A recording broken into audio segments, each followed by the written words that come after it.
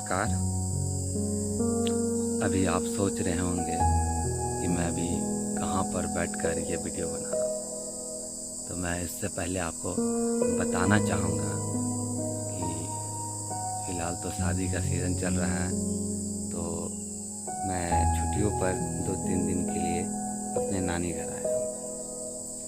तो यहाँ पे बैठे बैठे मैं यही सोच रहा था कि क्यों ना मैं अपने बचपन की कुछ कहानियाँ सुनाता हूँ, क्योंकि मेरा काफ़ी साल या काफ़ी ज़िंदगी अपने नानी घर गुजरा है।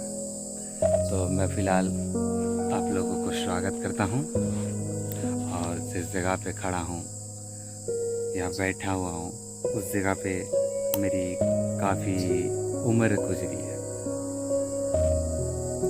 मुझे याद है बचपन में मैं जब भी बदमाशी या शैतानी करता था तो मैं इसी जगह पर बैठकर घंटों तक मामा का आने का या नानी का आने का इंतज़ार किया करता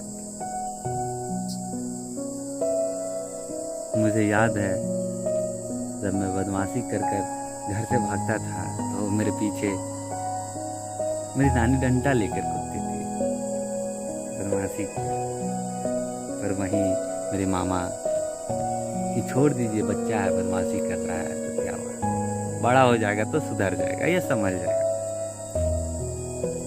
अक्सर लोगों की नानी प्यार करती है, मेरी नानी और मामा दोनों प्यार किए। वो डंडा वाली किस्से वो शायद मेरी बदमाशियों के चलते मेरे पीछे आते थे। तो कहानी मैं शुरू करता हूँ। वैसे मैं बताना चाहता हूँ, मेरी लगभग यहाँ पर बचपन से मैं 7 महीना या 5 महीना से मैं अपने नानी के यहाँ रहा हूँ। लगभग कह सकते हैं कि मैं अपने उम्र के 7 साल तक मैं अपने नानी घर रहा।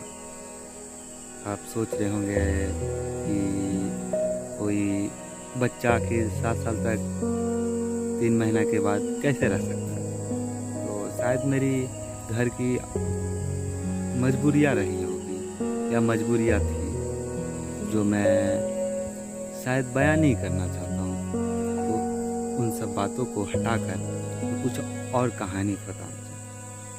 आज मैं अपनी कहानियों का मतलब कि मुझे कहानियाँ लिखना और बोलना क्यों पसंद है, शायद उसके बारे में बताना चाहता हूँ।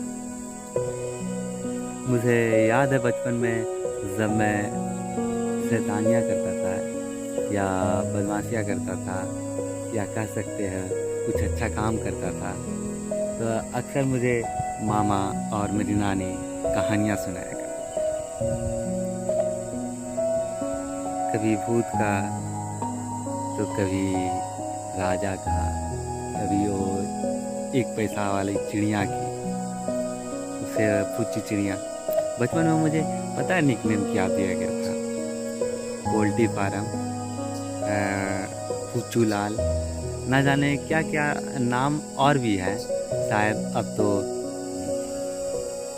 यही 1-2 नाम अब मुझे अच्छे से याद है, शायद इसलिए क्योंकि ये नाम अभी भी मेरी नानी या मेरे मामा पुकारा करते हैं। ऐसा नहीं कि ये मेरे नाटा है, ये उनके लिए दिल में जो प्यार है मेरे लिए, शायद ये पूछू लाल बोलकर या पोल्ट्री फार्म बोलकर शायद झलक मतलब दिखता है। शायद इस शब्द में ही एक प्यार और अपनापन सा लगता होगा, इसी के लिए शायद आज भी मेरे मामा मुझे पूछू लाल आया है, कहाँ है, घर में जब हम उनसे नहीं मिलते हैं तो घर में पूरा शोर मचा देते हैं कि वो कहाँ गया, तुम लोग खाने के लिए नहीं पूछी, कहाँ है, हमसे नहीं मिला। अगर बाई चांस हम कभी आए अपने नानी घर और उनसे नहीं मिल पाए और मैं उसी तरह चला गया, उनको पता चल गया कि मैं आया हूँ, तो घर में पूरा बवाल मचा देते हैं। शायद ये प्यार हमारे और मेरे मामा के बीच में तभी पैदा ले लिया था जब मैं बचपन में उनके कंधे पर बैठकर पूरे गांव के चौराहे मोहल्ले एक जगह पर घुमाया करता था शाम तक। तभी से शायद मेरे अंदर कहानियों के प्रति रुचि बढ़ता गया।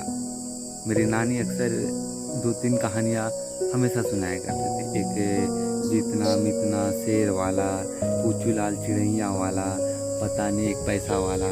अब तो सारी कहानियाँ भूल चुका हूँ। तो शायद अभी आया हुआ हूँ नानी घर में, तो मजाक में ही अपने मामा से ज़रूर पूछूंगा कि मामा वो बचपन वाली कहानियाँ क्या आज भी आपको याद है? मेरे साथ बिताया हुआ पल शायद याद होंगे। कैसे मेरे मामा जब होटल बना रहे थे तो मुझे बैलगाड़ी में बैठाकर ईंटें को लाद कर ले जाते थे, फिर सारे ईंटें को उतार कर फिर मुझे वापस ले आया करते थे। फिर दोनों साथ नहाने धोने के बाद खाना खाने चलते। शायद मेरे मामा मुझसे बहुत ज़्यादा लगाव था, और ये लगाव जैसे जैसे मेरी उम्र बढ़ती गई शायद कम होता गया। ये गलतियाँ सिर्फ मेरी होगी, क्योंकि मुझे याद है मेरे मामा मुझे अपने से दूर करना नहीं चाहते थे, पर मेरी पढ़ाई के चलते मुझे अपने नानी घर छोड़ना पड़ा।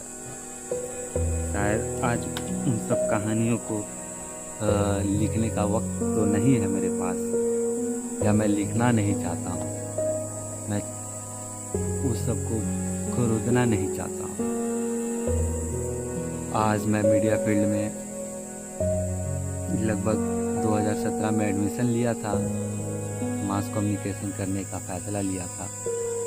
चाहता तो इंजीनियरिंग भी कर सकता था, पर पता नहीं मास मीडिया क्यों लिया था।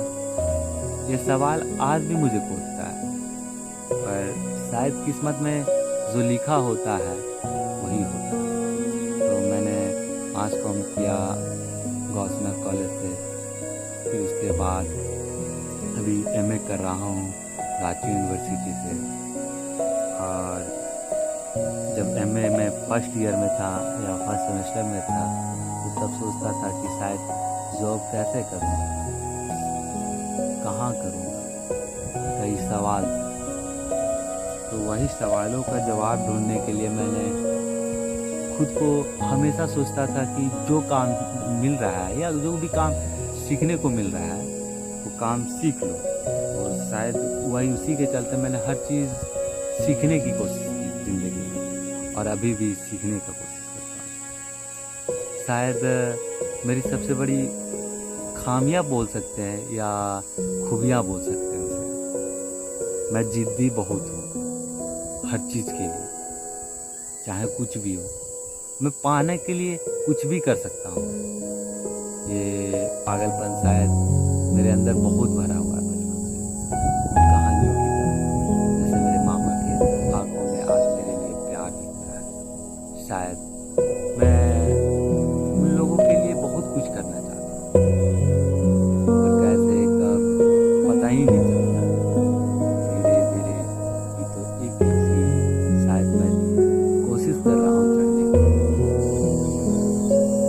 इस कहानी को पूरा करना अभी अधूरा है, शायद पूरा हो जाएगा।